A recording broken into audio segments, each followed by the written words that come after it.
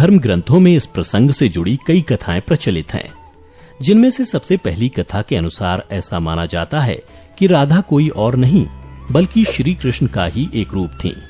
स्कंद पुराण की माने तो श्री कृष्ण को आत्माराम भी कहा जाता है, अर्थात जो अपनी आत्मा में ही रमण करते हुए आनंदित रहता है और उसे आनंद की अनुभूति के लिए किसी अन्य की आवश्यकता नहीं होती। उनकी आत्मा तो राधा ही है, अतः राधा और कृष्ण को कभी अलग नहीं किया जा सकता। ऐसे में फिर राधा और श्री कृष्ण के विवाह होना और बिछड़ने का सवाल ही नहीं उठता। श्री कृष्ण ने ही खुद को दोनों रूपों में प्रकट किया है। ये भगवान का एक मनोरम रूप है। पुराणों में उनके इस रूप को रहस्य, अध्यात्म और दर्शन से जोड़कर देखा गया। वहीं ब्रह्म वैवर्त पुराण में वर्णित कथा के अनुसार श्री कृष्ण के साथ राधा गोलोक में रहती थीं। एक बार उनकी अनुपस्थिति में श्री कृष्ण अपनी दूसरी पत्नी विरजा के साथ घूम रहे थे। तभी राधा आ गईं। वे विरजा पर नाराज होकर वहां से चली गईं। श्री कृष्ण के सेवक और मित्र श्रीदामा को राधा का यह व्यवहार ठीक नहीं लगा और वे राधा को भला बुरा कहने लगे। राधा ने क्रोधित होकर श्रीदामा को अगले जन्म में शंखचूड़ नामक राक्षस बनने का श्राप दिया। इस पर श्रीदामा ने भी उनको पृथ्वी लोक पर मनुष्य रूप में जन्म लेकर 100 वर्ष तक कृष्ण विछोह का श्राप दे दिया। राधा को जब श्राप मिला था तब श्री कृष्ण ने उनसे कहा था कि तुम्हारा मनुष्य रूप में जन्म तो होगा, लेकिन तुम सदैव मेरे पास रहोगी। यही कारण था कि राधा और श्री कृष्ण का बचपन में विछोह हो गया था। जबकि रामचरितमानस के बालकांड के अनुसार एक बार विष्णु जी ने नारद जी के साथ छल किया था। उन्हें खुद का स्वरूप देने के बजाय वानर का स्वरूप दे दिया था। इस कारण वे लक्ष्मी जी के स्वयंवर में हंसी का पात्र बन गए और उनके मन में लक्ष्मी जी से विवाह करने की अभिलाषा ही रह गई थी।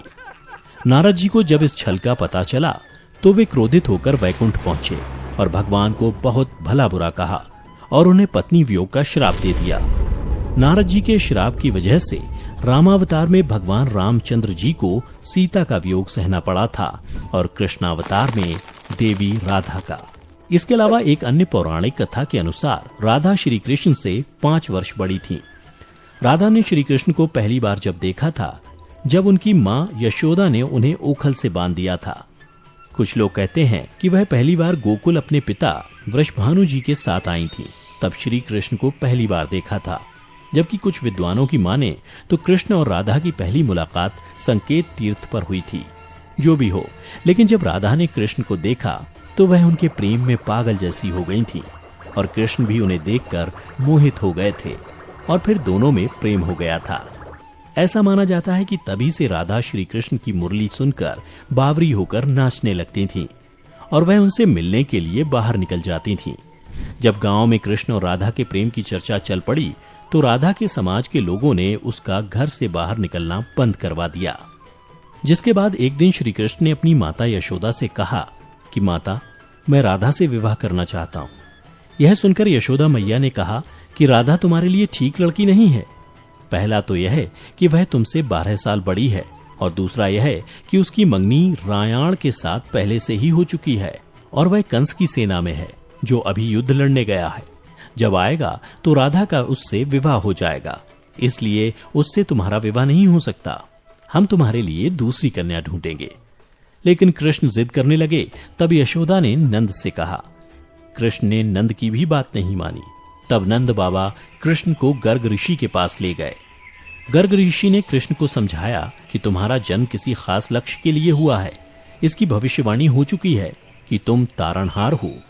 इस संसार में तुम धर्म की स्थापना करोगे। तुम्हें इस ग्वालन से विवाह नहीं करना चाहिए। तुम्हारा एक खास लक्ष्य है। तब श्री कृष्ण कहते हैं कि मुझे नहीं बनना तारणहार। मैं तो अपनी गायों, ग्वालनों और इन नदी पहाड़ों के बीच ही रहकर प्रसन्न और आनंदित हूँ।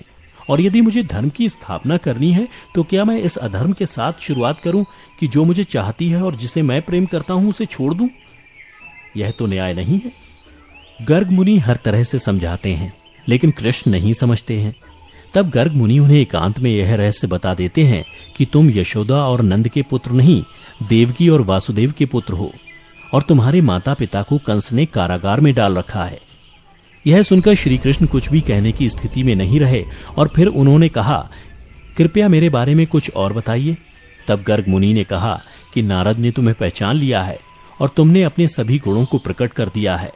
तुम्हारे जो लक्षण इस ओर संकेत करते हैं कि तुम ही वह महापुरुष हो जिसके बारे में ऋषि मुनि चर्चा करते हुए आ रहे हैं।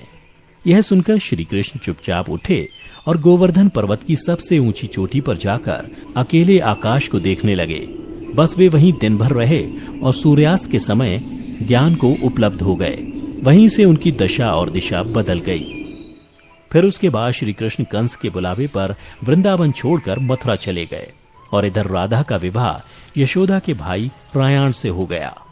मित्रों, इसलिए भगवान कृष्ण ने कहा कि राधा तो मेरी आत्मा है, भले ऐसे में मैं उससे विवाह करूं या ना करूं, इससे क्या फर्क पड़ता है। विवाह के बाद भी राधा का ना तो मेरे प्रति स्नेह कम हुआ और ना ही मेरा राधा के प्रति। इसलिए मित्रों, अगर आप भी किसी से प्रेम करते हैं और आपकी उससे शादी नहीं होती है तो निराश ना हो, बल्कि उसके प्रेम को अपने मन में हमेशा के लिए याद रखें, जैसा कि श्री कृष्ण ने किया था। तो मित्रों, उम्मीद करता हूं कि आपको श्री कृष्ण और राधा की ये प्रेम कथा पसंद आई होगी। अगर पसंद आई हो तो इसे ज्यादा से ज्यादा लाइक करें और अपने दोस्तों के साथ शेयर भी अवश्य करें। फिलहाल आज की वीडियो में इतना ही। अब हमें इजाजत दें। आपका बहुत बहुत शुक्रिया।